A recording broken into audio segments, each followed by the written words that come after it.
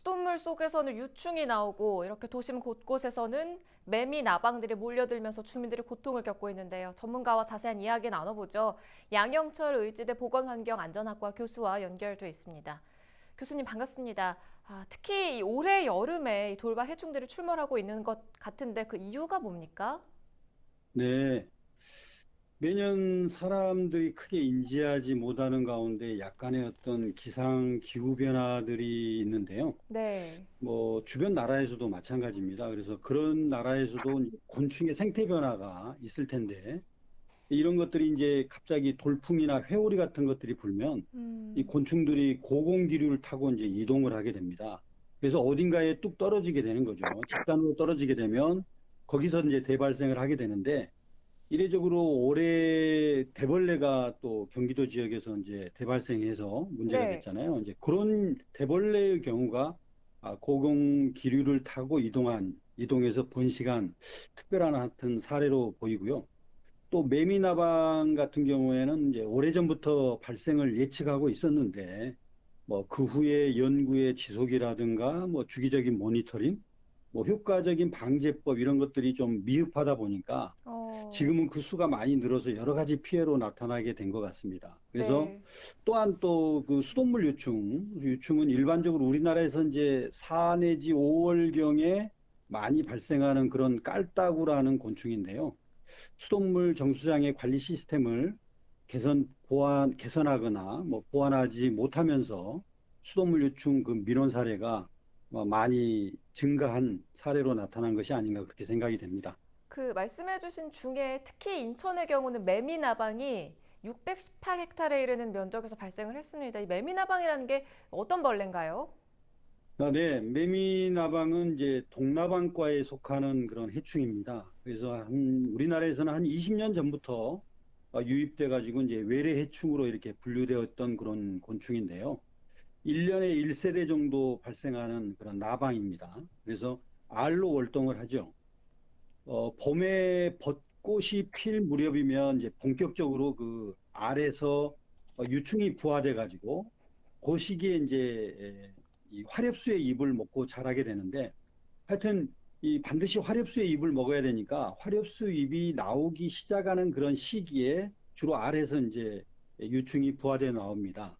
그래서 알에서 부화된 유충이 이제 잎을 먹고 자라면서 한 6월 말까지 정도 성장을 하게 되고 이후에 이제 번데기가 되었다가 7월 중순이나 8월 초순 사이에 이제 성충으로 발생을 합니다. 지금이 딱 이제 성충으로 많이 음, 발생하는 시기이죠.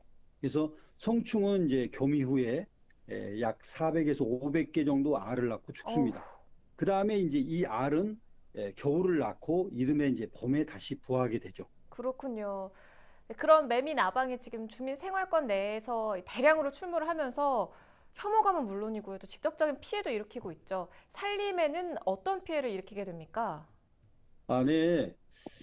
현재 매미나방이 발생하고 있는 면적이 굉장히 넓은데요. 충북 단양이라든가 뭐 서울권 또 경기도 굉장히 많은 지역에서 지금 그 피해를 주고 발생하면서 여러 가지 피해를 나타내고 있는데 이 매미나방이 산림 지역의 거의 모든 화렵수를 먹고 자랍니다. 그렇기 때문에 다른 그 나방 종류 같은 경우는 특이한 그 화렵수의 잎만 먹는 애들이 있거든요.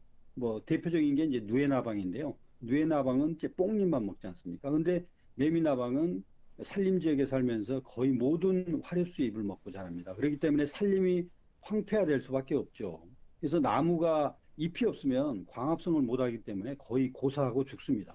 뿐만 아니라 농업 지역의 농작물에도 피해를 줄 수 있기 때문에 생태계에 막대한 영향을 일으키게 되는 거죠. 그래서 철저한 어떤 관리 방안 모색이 필요한 그런 해충이라고 할 수 있겠습니다. 아유, 정말 문제가 많군요. 특히 이 매미나방의 경우 몸에 닿으면 두드러기가 생기는 경우도 있다. 앞선 리포트에서 그렇게 전해드리기도 했는데 이게 사람한테 접근할 때 살충제를 써도 됩니까? 네. 이 매미나방은 알에서 성충까지 이 동물을 가지고 있습니다. 동물의 크기는 이제 100마이크로 정도 되는데요. 거의 모든 생활사의 동물을 가지고 있기 때문에 또 성충은 무려 600만 개나 되는 동물을 가지고 있습니다. 그래서 함부로 성충을 발견했을 때 뭐 파리채로 때린다든가 이렇게 하면 안 됩니다. 동무가 다 어, 주변으로 날리거든요. 그래서 네. 동무가 피부에 닿으면 염증 반응을 일으키기 때문에 이 매우 따갑고 가렵고 하는 그런 현상이 전신으로 퍼집니다. 그러니까 이런 증상이 매우 오랫동안 지속이 되기 때문에 상당히 그 치료하기가 어렵죠. 그래서 매미나방이 접근한다고 해서 살충제를 또 함부로 사용하거나 그러면 안 됩니다. 네. 왜냐하면 이 살충제의 독성 때문에 매미나방이 또 요동을 치거든요. 이렇다 보면 동무가 우리 눈에는 보이지 않지만 동무가 더 많이 주변으로 날릴 수가 있습니다. 그게 이제 피부에도 닿게 되고 때로는 이제 호흡기로도 들어갈 수 있거든요. 그러니까 그런 피해를 야기시킬 수 있기 때문에 살충제를 직접 쓰는 것보다는 휴지를 두세 겹 정도 싸서 거기에 물을 적십니다. 그 물을 적신 음. 그 휴지로 덮어잡는. 예, 그래서 동무가 날리지 않도록 그렇게 잡아내는 것이 현명한 방법이라고 할 수 있겠습니다.